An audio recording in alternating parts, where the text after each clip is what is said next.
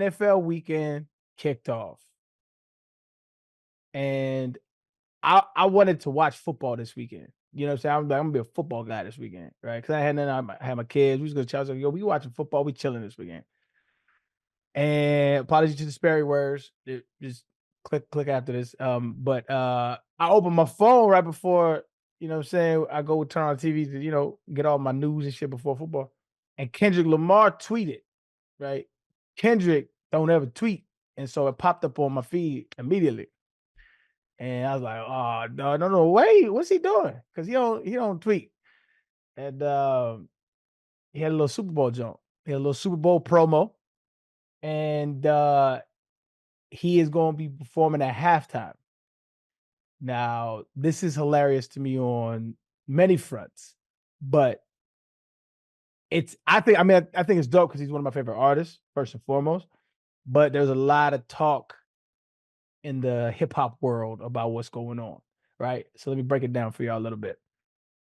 The Super Bowl's in New Orleans, right? And Kendrick Lamar and Drake obviously just had a global hip hop battle, right?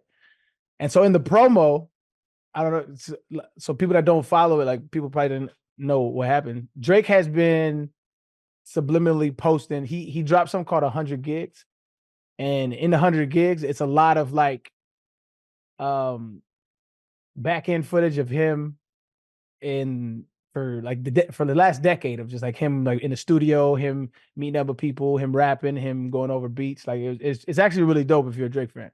I enjoyed watching it. But amongst the release of those files was like kind of some subliminal stuff going on. And one of them was a clip of Rasheed Wallace, which is that old basketball player saying, "We're gonna win game 2. We're gonna win round 2."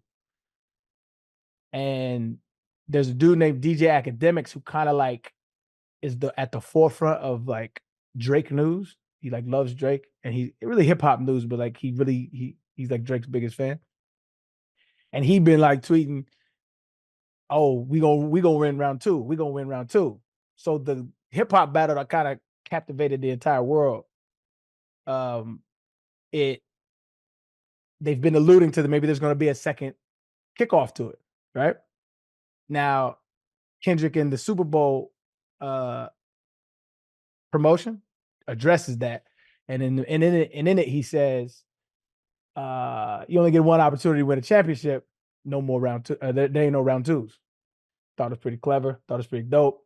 I would like to see another battle. I just like music from both them cats. That'd be fun. But so just for those that wasn't up on that, that's what that was about. So Kendrick's gonna be performing at the Super Bowl halftime show. And the other part of that drama is this: Drake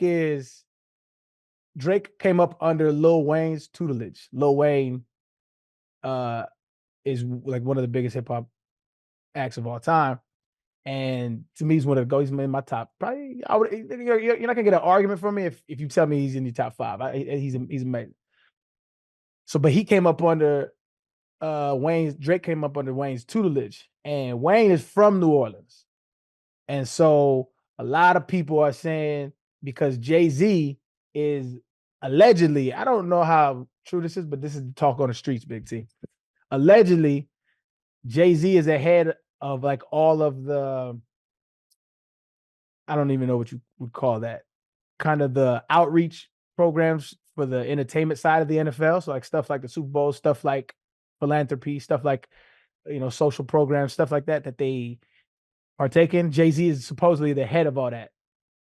Now, Jay-Z and Drake was cool, but they're saying that Jay-Z picked Kendrick Lamar for the halftime show instead of Lil Wayne. I don't know how true it is. I think they just riding the momentum that Kendrick has because it was obviously one of the biggest moments of the year. And so I think they're just riding that wave. But I don't know. It was an interesting dialogue back and forth on my side of Twitter. So are you keeping you excited? abreast about Kendrick? Yeah. Yeah, this is what I'm excited for more than anything. I think what I like about Kendrick, and I've said it from the jump, is like what I like about him is his ability to storytell and the depth of the things that he says. And so everything he does is very meticulous and very calculated. And I think that's how artists should be. A lot of the times in today's world, our artists kind of succumb to the the pressures of the clickbait era. And so we have to artists always have to you have to be a part of the algorithm. You have to create a buzz. You always have to be in the mix. And if you're not in the mix, you kind of get lost in the shuffle because we're constantly inundated with all of this entertainment. Um, that I believe it just kind of dilutes the art. It doesn't allow the artist to sit, be inspired, create, build upon that inspiration, like it, love it, throw it away, build upon it. That's like the process of art. And what I like about Kendrick is he doesn't care about any of that. For whatever reason, he's garnered a fan base that is very loyal to him, and it continues to grow. And so I'm excited that I think you'll see that there's a very poignant way that he does things, and it's very much appreciated as a Kendrick fan. So yeah, I'm excited, and the fact that he's going to play "Not Like Us" to the entire world, calling Drake a pedophile, is going to be fucking wild to me. But I saw a tweet that said, "Imagine getting a 5-month notice that they're going to call you a pedophile at the Super Bowl."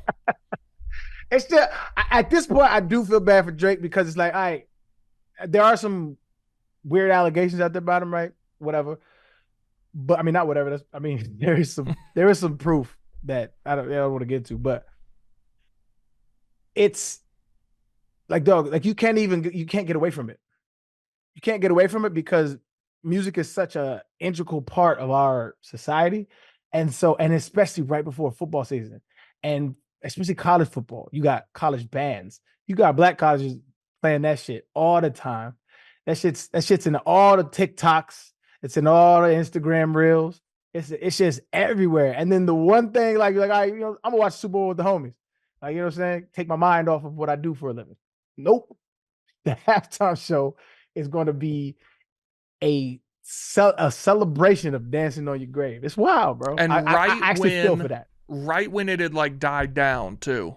Like, because that whole thing was what, like 5-6 months ago? Yeah. And so now it started to go away, and then boom, Super Bowl. That's tough, bro. It's just tough. And so Drake, like a lot of the For You stuff that I've been starting to look at my For You page, which I think you was like, nah, it's pretty good stuff. You're right. Yeah, it's gotten much better. Yeah. So a lot of my For You stuff, I like bouncing back and forth though, because I still like the chronological order of my Twitter feed.